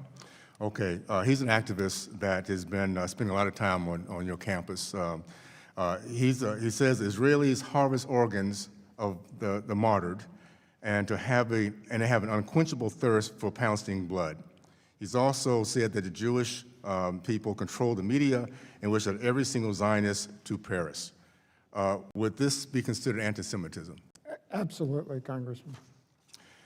He's also stated that Hamas had good political reasons for taking hostages and captives and were well treated. Now, this is after 250 innocent men and women and children were taken hostages, women raped, and children killed by Hamas. Would you consider good political reasons as agreement with what he just said about Hamas? No, I find that abhorrent. Okay. Would you agree that that's pure evil for what they did and for those who support what they did? We abhorred that attack and made the first statement on Okay. on Can you October 8th. agree? Can you agree with me that it's Absolutely. pure evil? Yes. Okay. This same person, back in Georgetown, October 23rd, the same month of the massacre, El-Kurd described Hamas as the liberation movement and that the October 7th attack was a resistance tactic after 1,200 people have been massacred. Any idea how many times Georgetown students and faculty have invited Mohammed El-Kurd to speak in the last 3 years at Georgetown? I'm not aware of how many Okay, times. So. 4 times. 4 times. And the last one was February 16th of this year. In partnership, Georgetown University, in partnership with the Georgetown faculty and staff for justice in Palestine, invited him to pump his books, to launch his book tour. You and I came through the same era, the 50s and 60s, Dr. Crow. So I would imagine, I know how you're going to answer this, I think. Would you allow a member of the KKK who wished the deaths of Black Americans to speak at Georgetown? No, but we endeavor to have speakers from many different sides to give our students. So KKK member in today's environment, you would invite, you'll give him. No, I don't think we would. We do want to have our This is very students specific. exposed to This is different- very, this is a hate. You remember what the KKK used to do to Black people, right? Yes. Okay. So would you give him the platform to do that? No, I don't believe so. Okay. Well, to that point, if Georgetown would prevent white KKK bigots on the campus, why would the university, would disallow it? Why would the university allow by faculty or students to invite Palestinian anti-Semitic bigots? Because that's what this guy is. I'm about to run out of time. I just want to say this. You have. Your time has expired. Yes, okay. It's time to get this together, and I'm glad. Thank you, Mr. Chairman, for doing what we're doing right now. Appreciate it. I thank the gentleman. I now recognize the gentlelady from Pennsylvania, Ms. Lee. Thank you, Mr. Chairman. Like others, I've expressed my concern that despite 9 hearings on anti-Semitism since I've joined Congress, that we've yet to have a single hearing on any of the other very pervasive forms of hatred that's rising in our country right now. Anti-Blackness, of course, which remains foundational, anti-Muslim hate, which is approaching levels unseen since 9/11. We can't pretend that these are not pressing when a member of this committee who is Black and Muslim is being called a terrorist by another member of this committee. Still, I was encouraged that today's hearing was planning to focus on the underlying causes of anti-Semitism and hate, something the previous 8 have, quite frankly, failed to do in earnest, because we do need to address the underlying factors if college students and any of us ever hope to live in a peaceful and a safe society. Instead, it was made immediately clear, unsurprisingly, that this is yet another hearing to demonize Muslims and their religion, to demonize Palestinians, including those in Gaza who have undeniably faced unspeakable harms, a humanitarian crisis, and human rights crisis, and particularly the young students, activists, and faculty who are determined to stand up against human rights violations. This is predictably another public opportunity for Republicans to pit Jewish Americans against Muslim Americans, Muslim against Christian, Black against white, to reinforce the actual underlying factors of hate, which are real systemic harms of white supremacy, and its reinforcement at its highest levels of government. One glaring example is the administration's selective misinterpretation of the weaponization of the civil rights laws. Mr. Nosenchuk, in your testimony, you discussed how the Trump administration is imposing draconian penalties that are completely divorced from supporting Jewish students or addressing anti-Semitism. Briefly, how is this administration's assessment of civil rights violations undermining meaningful oversight of campus safety efforts that would support students? Thank you for the question, Congresswoman. As I said in my testimony, there is a proven way to address civil rights violations. Congress, this body, charged the Office of Civil Rights with enforcing Title VI of the Civil Rights Act and ensuring that all students have an opportunity to access their education free from discrimination. So when we would conduct an investigation and reach a resolution agreement, it would result in a whole series of steps, that many of which my fellow panelists here have discussed, to address the anti-Semitism that has occurred and to change the campus climate so that anti-Semitism doesn't exist. In addition, when investigations are conducted, it's not like there's only one type of discrimination that's occurring. Often, when an investigation is conducted and there's evidence of, say, anti-Black discrimination, we might also have found evidence of anti-Semitic discrimination and expanded the investigation to encompass that. We had that flexibility. Imposing a $900 million penalty on a university is not going to prompt university presidents sitting here to think about how they're going to address anti-Semitism. They're going to think about how are they going to fill this huge hole in their budget that's just been created by a penalty that has nothing to do with the discriminatory conduct that has actually occurred. Thank you. And I don't want to also be clear, that we don't allow ourselves to be lost in rhetoric. This administration's attack on colleges isn't just about campus safety. I argue it's not about it at all. It's about suppressing education. The point of college, we've talked about, is for students to expand their worldviews, develop critical thinking skills, make them less susceptible to disinformation, and navigate how to stand up for what's right and important to them. Against things that they disagree with, which might include authoritarianism. That's why this administration is doing everything and beyond in its power to dismantle higher education, censor dissent, freezing funding forcing university presidents to resign, threatening to remove accreditation, banning entire offices and departments, and revoking students' visas, disappearing students, eroding student loan programs, gutting civil rights resources, and of course, as it was mentioned at the outset of this hearing, putting an end to diversity, equity, and inclusion and accessibility, the boogeyman of MAGA Republicans who are determined to sow hate and division instead of equity and inclusion. But at the same time as their crusade against diversity, the Trump administration and Republicans have said that colleges must hire more conservative faculty to increase viewpoint diversity on campuses while calling for disciplinary action against professors who believe they disagree with. Really very quickly, Mr. Nosenchuk, do you think it's appropriate for colleges to make hiring disciplinary decisions based on pressure from whatever party happens to be in Congress or in charge? Just a yes or no? No. Thank you. These attacks on colleges are not solving the real problem. So make mistakes. This is yet another opportunity to exploit legitimate concerns of anti-Semitism on college campuses to further their attacks on the institutions of learning. I think that it's incredibly clear hearing the opening testimonies and statements and the testimony that we will continue to hear throughout the day. I hope that you will consider that. Thank you, and I yield back. I thank the gentlelady. Now I recognize the gentleman from California, Mr. Kiley. Good morning, Chancellor Lyons. Thanks very much for being here. I want to say from the outset, I know you've only been Chancellor for a year, so I just want to ask a few questions, not for the purpose of assigning blame, but for getting a better understanding of the expectations that members of the Berkeley community can have going forward. And I also want to say at the outset that while I think Berkeley's reputation as being kind of a cartoonishly leftist institution is well-earned in some ways, in other ways, it is an enormously important institution for our country that does tremendously beneficial research, continues to do so, and provides tremendous opportunities to students across all of its campuses. So I want that to be acknowledged as an important part of the story as well. But let's just start with a simple question. Why do you believe anti-Semitism is so pervasive at Berkeley? Anti-Semitism is pervasive in the world. It's pervasive in this nation, in society. I think our universities are reflections of our societies, especially a large public university. But I think we'd agree that universities have been where the problem is probably most visible, and institutions like Berkeley, among a handful of others, have been the worst offenders in a sense. Why do you think that is?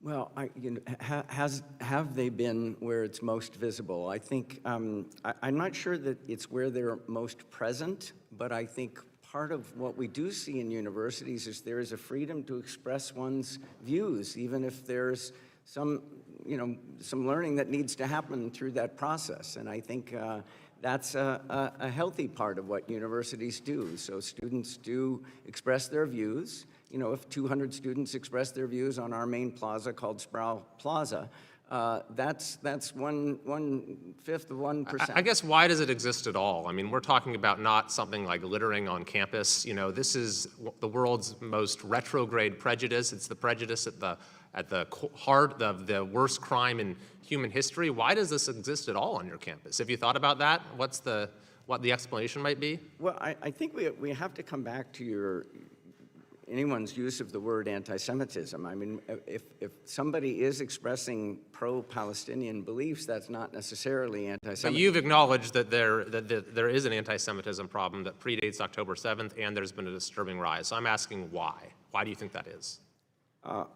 I did agree to that. I believe that part of it has to do with geopolitical events and a war in Gaza.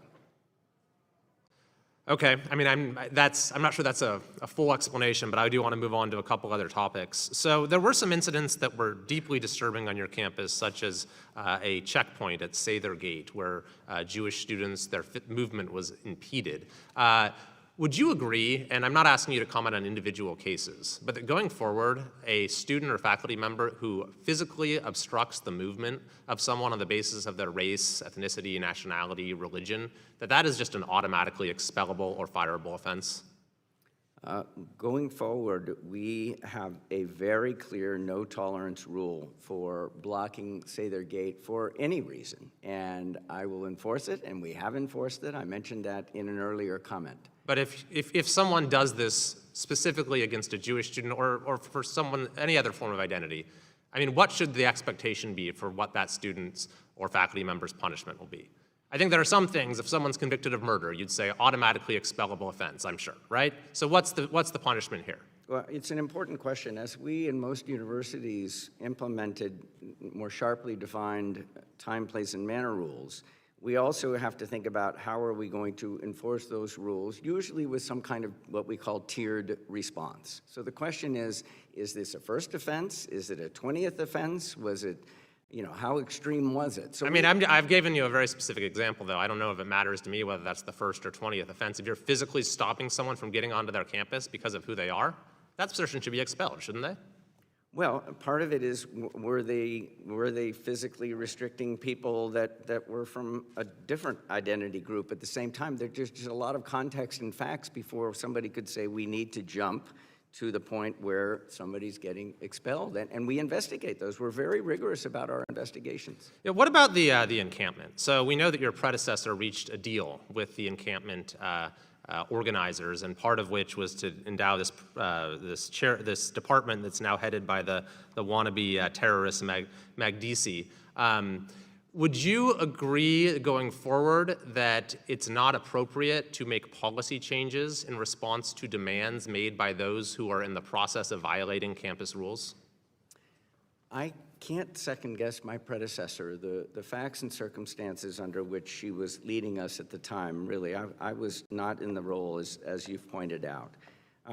Going forward, I can speak to that, and that's why you invited me here. And going forward, we, for example, there are certain things that we talk to students about all the time. They make demands. Let's leave ourselves beyond the anti-Semitism question. Is like, do we discuss improving the campus with students? The gentleman's time has expired. I'm sorry, we have to move on. My time has expired. I think that the issue with the encampment was that it clearly violated campus policies, but that was rewarded by the then Chancellor by acceding to their demands. And I would hope that that is not going to be the approach taken by Berkeley going forward. I thank the gentleman, and I recognize the gentlelady from Arizona, Ms. Ansari.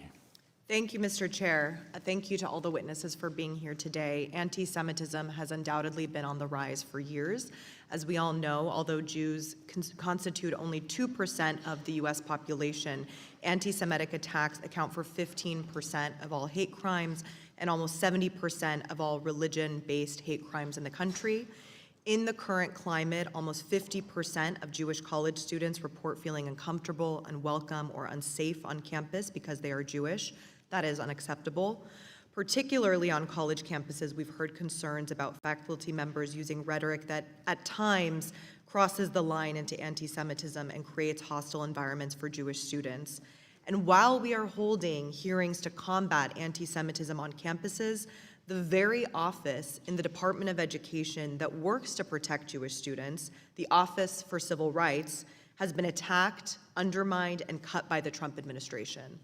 This office works to protect individuals based on race, color or national origin, sex, age, religion, and disability. And I would be remiss if I didn't mention that in addition to the sharp rise in anti-Semitism, data shows a very clear rise in Islamophobia as well, especially in recent months, a rise in anti-Asian hate, persistently high rates of bias-motivated crimes against Black communities, and FBI data also shows prejudice against sexual orientation, gender identity, and disability bias.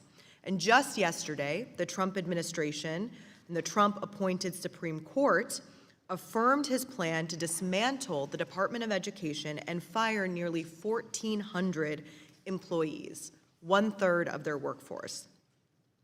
Mr. Nosenchuk, what effect will the decimation of the Department of Education, and especially this Office of Civil Rights, have on efforts to combat college anti-Semitism? Thank you for that question, Congresswoman. It is the job of the Office for Civil Rights to enforce civil rights laws and keep students safe. If there aren't the investigators and the resources to do the job, who is going to be going on to these campuses in response to complaints when instances of anti-discrimination occur to protect these students? I'm trying to think of another instance where there's a policy preference that says we need to prioritize this particular policy objective, and now we're going to gut the office charged with the responsibility to do the work. And since mass layoffs earlier this year, has the pace of investigation and resolution become faster or slower?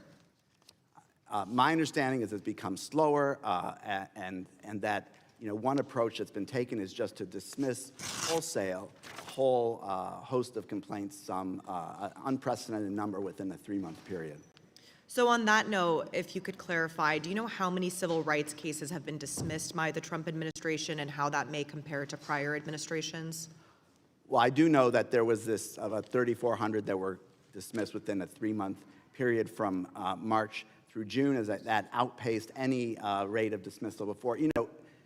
The way in which OCR operated when I worked there is every complaint that was filed that stated claim that which was within the jurisdiction of OCR was opened for investigation. Doesn't mean that it necessarily resulted in a resolution agreement, but it was opened for investigation because the belief was that every student who has a complaint needs to be heard and their complaint examined to determine whether there has been discrimination that rises to the level of harassment or hostile environment under Title VI, and what the university that is accountable for protecting that student's civil rights is doing about it. Thank you so much. This year, in addition, the Trump administration shuttered 7 out of 12 civil rights enforcement offices, including the offices in New York City and San Francisco, 2 of the regions that are obviously represented on this panel today. Those offices were in the middle of handling over 6,000 cases. Mr. Nosenchuk, what role did these offices play in combating anti-Semitism under your tenure at the Office of Civil Rights? Thanks for that question. They played a very significant role. The offices that were shuttered were some of the most effective offices within OCR. I don't think, frankly, that that's a coincidence, and it happened that a number of those offices were the ones where a significant majority of the unprecedented number of anti-Semitism-related investigations that we opened were being handled, and there was tremendous expertise. If you added it up, I imagine it would be decades or centuries of expertise if you added all the years of all the investigators who worked in these offices and really were deeply committed and are now shattered by the fact that they've lost their jobs and seen the office that they were dedicated to be basically eviscerated. Thank you. This administration has been weaponizing the rise of anti-Semitism in their war against higher education. If they were serious about protecting Jewish students and educators, they would be providing more funding and more staff for the Office of Civil Rights. Thank you. Thank the gentlelady. Her time has expired, and I recognize the gentleman from Missouri, Mr. Onder. Thank you, Mr. Chairman, and thanks to all the witnesses for being here today. Chancellor Lyons, the UAW represents 48,000 academic workers in the University of California system. How many on the Berkeley campus are you aware? I don't have that Yes, it does. number Right. here. Well, the UAW has endorsed encampments that feature imagery supporting terrorism, has led student sessions on how to agitate on campus. Union leaders have even come to campus participating in anti-Semitic chants. A microbiology grad student filed a lawsuit, Yaniv versus UAW 4811, alleging that the union's activity contributed to a hostile work environment in violation of Title VII and the California Fair Employment Act. In your opinion, does the UAW contribute to anti-Semitism on the University of California, Berkeley campus, or in the system? It would be inappropriate for me to speak to a case that is clearly in litigation, so I won't do that. I think it's also important to understand that unions are independent organizations, right? We don't control them, they don't control us. So it's not something that we have any direct control over. Okay. Now, here is an area where the union does seek to interact with Berkeley. The UC-UAW strongly supports BDS, boycott, divest, and sanction, and is looking to impose it on the U of California system in January and April of 2024. The UAW passed resolutions to that effect. If in the next round of collective bargaining, the UAW demanded a provision that implements BDS, would you counsel for agreeing to such a provision or oppose it? It is the stated policy of the University of California that we do not boycott countries. We have specific rules for when divestment can be considered, and we're very systematic about how we apply those rules. I can speak for myself personally. I would oppose it. Thank you. And it's been reported that the UC UAW prepared a list of members of the UC Board of Regents with Jewish or Israeli ties and targeted them for investigation. What if UAW proposed a provision under which Berkeley and other University of California schools would disclose to the union any grants, donors, programs, or professors with ties to Israel? Would you counsel for agreeing to such a provision? There were some facts on the front end of your question that I take to be true, but I have no information on, so sure. I can't comment on that whatsoever. If they were asking for, in general, we do not provide information to the public or to outside entities like unions, and if it's publicly available, then it's publicly available, they can find it. So in general, we would not provide that kind of information unless there's some legal reason why we needed to. Thank you, thank you. Mr. Groves, so Georgetown has a number of foreign campuses, Jakarta, Florence, London. I was wondering, I found myself wondering, how did the Qatar connection and Qatar campus of Georgetown University come to be? Did Qatar approach Georgetown or vice versa, or how did that work?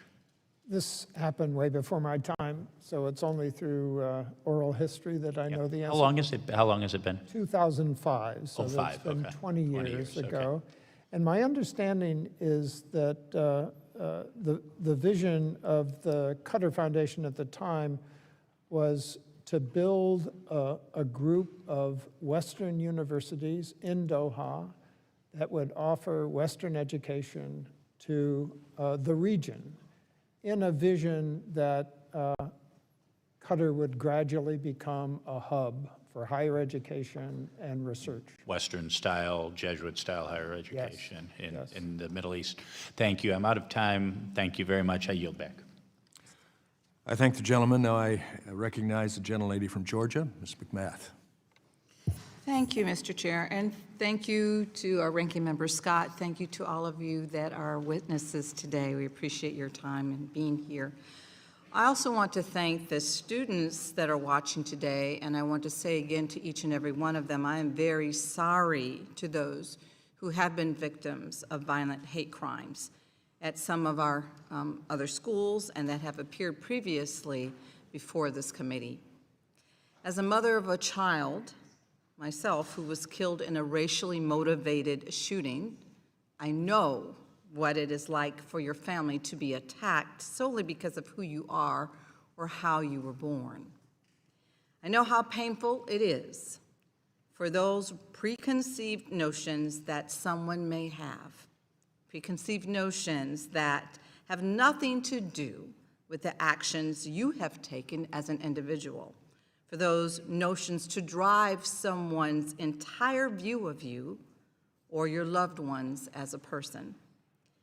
That is the type of dangerous mindset that took my son from me. And I want to remind everyone here how important it is that we engage in good faith to get this right. Anti-Semitism remains a growing threat on campus today, but the actions taken by the majority are not motivated by the rooting out of the evils of anti-Semitism and other forms of hate in American society. These actions today, they're not going to improve the situation. They are only fostering further distrust between different groups on and off campus. Instead of taking real steps to address anti-Semitism, the majority has cut the funding, as was mentioned earlier by one of our witnesses, and fired the federal employees tasked with responding to these incidents on school grounds. They have paused funding meant to protect synagogues and other Jewish community centers from shootings through the nonprofit security and targeting violence and terrorism prevention grant programs. They have openly defended the actions of violent felons and rabid anti-Semites, criminals that were directly involved in attacking police and killing an officer here at our Capitol on January 6th. When white supremacists marched through the University of Virginia chanting, "Jews will not replace us," the president said that there were very fine people on both sides. These are not the actions of a party or president who is engaging in good faith. In the attempt to explain away one of the oldest forms of hate solely for political gain is truly wrong. It undermines the centuries of interfaith struggle to build bridges and take the difficult but very necessary steps that will bring peace. It cheapens the sacrifice, the contributions of countless everyday people who have lived these realities, who put their reputations on the line and found it within themselves to put those preconceived notions aside, to really try to solve and resolve these differences, not just talk past each other. Fighting anti-Semitism should not be used as a political tool. The work is simply too important. The stakes are just too high. Today, Georgia is home to the largest population in the Deep South, my state. My home state has become a beacon of prosperity for Jewish families, hoping to live together in peace, free from judgment regarding their faith. But it has not always been this way. I live just a few miles from the site of one of the most heinous and violent acts of anti-Semitism in the history of this country, the lynching of Leo Frank. It takes the vigilance from all of us to ensure that the atrocities of the past never repeat themselves. I ask the American people and all those who care about religious freedom in this country, all those who want this country to live up to the promise that all of us were created equal, please compare what they hear from my Republican colleagues during these hearings to the actions that they take when the cameras aren't rolling. And I yield. Thank the gentlelady. Now I recognize the gentleman from Pennsylvania, Mr. McKenzie. Thank you, Mr. Chairman, and I appreciate the fact that we're continuing our hearings about anti-Semitism in higher education because it continues to be a persistent problem that we see far too often. My first question is for Dr. Lyons. This is the Education and Workforce Committee. We just heard from the last questioner on our side of the aisle about the relationship with the union UAW Local 4811 at the UC system and how they have been engaging in explicitly political activity, demanding divestment from Israel, and you've said that you don't support that. So what guardrails is the university going to put in place to make sure that collective bargaining is not used to push foreign policy demands? I'm not an expert in collective bargaining, but demands can be made. The other side of any negotiation is free to make demands. I think the position of the University of California has been clear and will continue to be clear. The gentleman will suspend.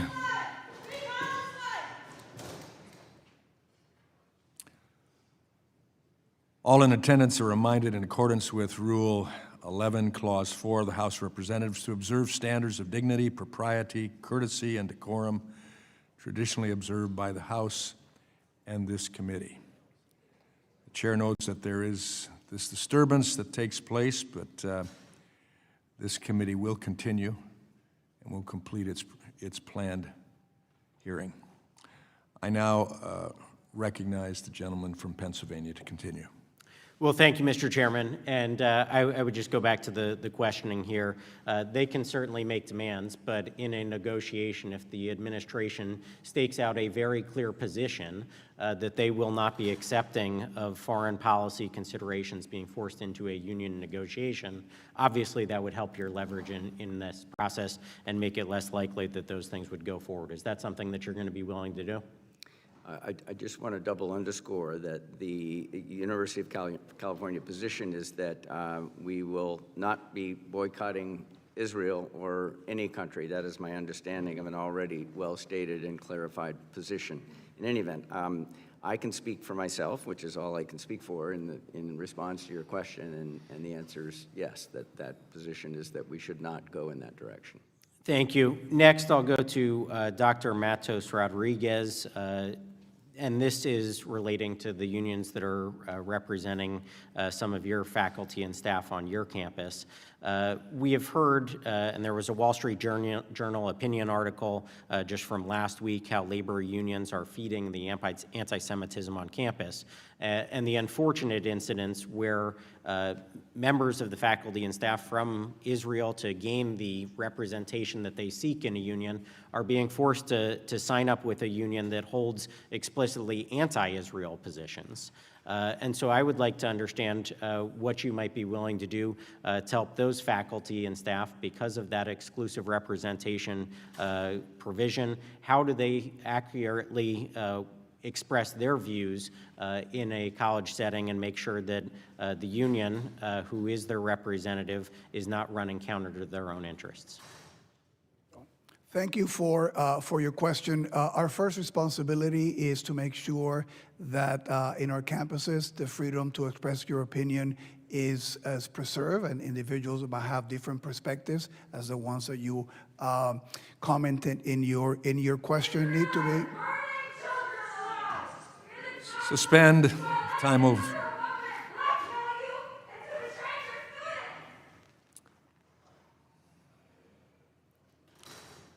I don't know if it's appropriate, but I was expecting that one. I now recognize the gentleman to continue his questioning. Having said that, the other part of that is that we expect everybody to conduct themselves, every faculty, staff member, and student at the City University of New York with the utmost level of professionalism and to abide by oral policies. So our role is to make sure that we make those policies clear, that we make everybody understand that they have to abide by them, and if anybody breaks them, that we investigate and take the appropriate action. So that would be our role in making sure that the policies against any kind of discrimination, against any kind of harassment are not tolerated. And that's fine, I understand that. What is the recourse for an individual faculty member if the representative body is a union that holds explicitly positions that run counter to their own interests? Can that person go around that exclusive representation? Would you support that? Those individuals have the resources available to them privately. What we can do is make sure that the voice of the City University of New York, as I mentioned to you, no tolerance of anti-Semitism, North Star of safety, that everybody in the university understands that and is safe to be able to. So would you negotiate a contract with an individual not in the union? That is not something that we are allowed to do by law. But would you support that? Because again, if the only representative body is one that is anti-Israel and this faculty member is from Israel, you're putting that person in a catch-22. We are clear about what the positions of the university are. I have been very clear about my opposition to BDS, and I have traveled to Israel with our presidents and deans to show that it's not just a statement, that we are building bridges and connecting with universities and cultural organizations there. Our role is to make sure that we put together what the vision of the university is, and in labor has, they're independent, so that they don't speak for the Gentleman's university. time has expired. I now recognize the gentleman from Florida, Mr. Fine. Thank you, Mr. Chairman. I'm going to be honest. I find the testimony today both disgusting, dishonest,